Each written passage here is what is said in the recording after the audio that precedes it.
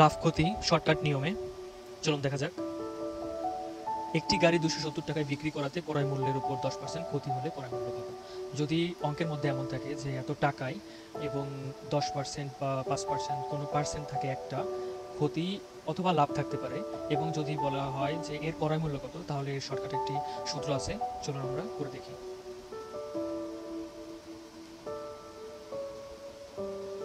ক্রয় মূল্য সমান 270 টাকা উপরে যাবে গুণ 100 হবে, আর নিচে আসবে 100 যোগ, এখানে যেহেতু ক্ষতি আছে তাহলে হচ্ছে মাইনাস হবে, মাইনাস 10%, 10। আর যদি এখানে লাভ থাকতো তাহলে আমরা এখানে প্লাস দিতাম।